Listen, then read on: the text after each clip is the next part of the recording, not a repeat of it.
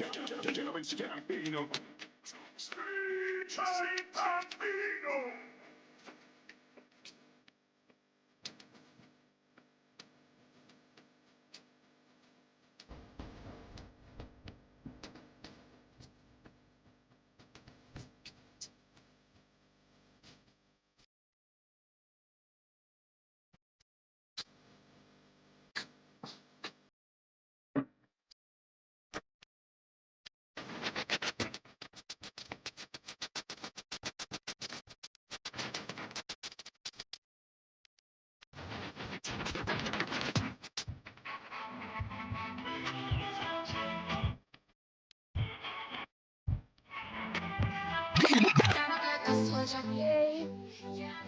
All right. We have too much fun this morning. But we've got a packed show lined up to start your Saturday morning. But let's start where we usually do, the trending topics.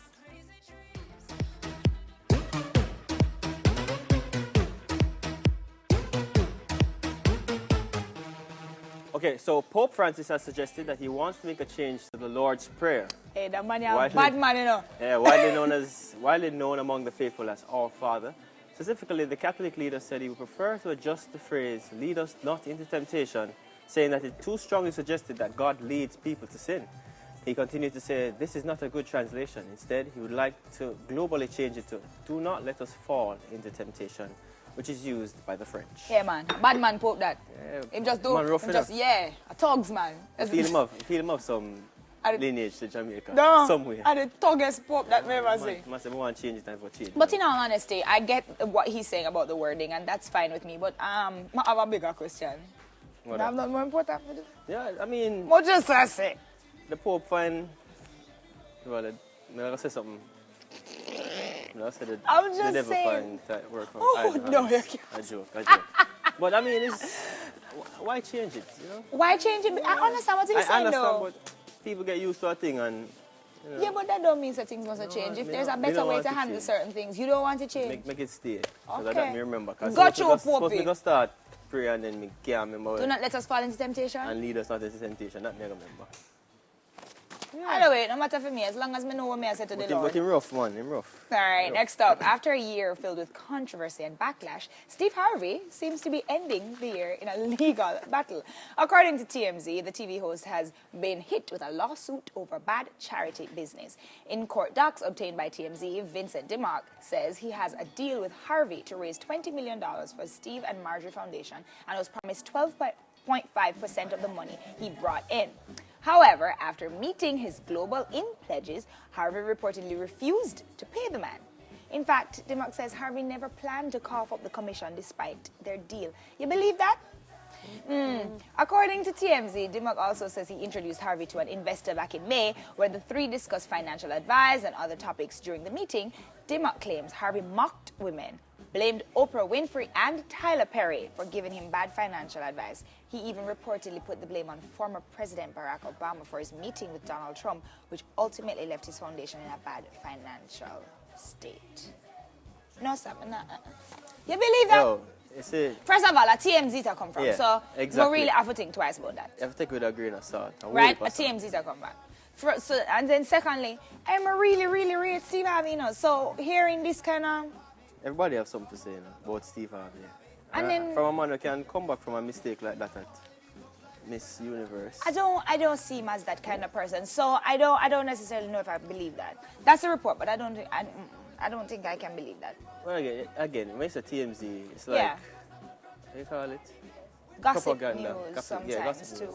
Sometimes Gossip they're news. right, you know. Yeah, but sometimes because it's of gossip them, news. because they you know. have more gossip than real news. Right. Take it down. Yeah, I'm gonna leave that alone. Big up yourself, Steve Harvey. So, did it Drake and My someone's cousin? Yes! Hey, cuz! Looking good today. So, Forbes has really revealed their annual list of highest paid musicians for the year. And this year, Diddy, Beyonce, Drake, and The Weeknd are among the top earners. Diddy, Sean Combs, was named the highest earner for the year, raking in $130 million due to his endorsement deal with Ciroc Vodka, the sale of 1/3 of Sean John for $70 million, and the Bad Boy Family Reunion Tour. Queen Bey My cuz. reigned supreme as well as coming at number 2 on the list. Of course, her $150 million earning came from her 105, formation. 105. You see how I have to tell you? 105. Yeah, you should tell me. 105 million. Yeah. came from a Formation World Tour, which ended in 2016. The tour grossed a whopping $250 million in total. Yeah. The Weeknd was number 4 on the list with $92 million, mostly attributed to his Live Nation advance. Right in front of that was rapper Drake, so the Canadians go back-to-back, who raked in $94 million. The youngest on the list was none other than Justin Bieber. Another who earned, Canadian. Yeah, so it's Canada. Yup. $83.5 million from his 105 live performances. He also landed a Calvin Klein endorsement deal, his own Just Moji icons, with more than 1 billion music streams for the year. Daddy Yankee and Luis Fonsi song Despacito. Others on the list include Adele, Jay-Z, Coldplay, and Taylor Swift.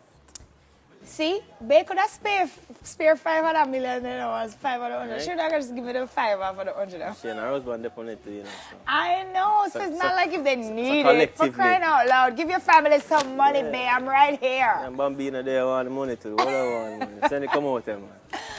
But as a matter of fact, Bambino said if I give me $3,000 for go use, 3,000 US for go use. Somewhere soon. No, sir. That's it for the trending topics, guys. Let us know what you think on all our social media Bambino. pages. There is 3,000 gosh. US.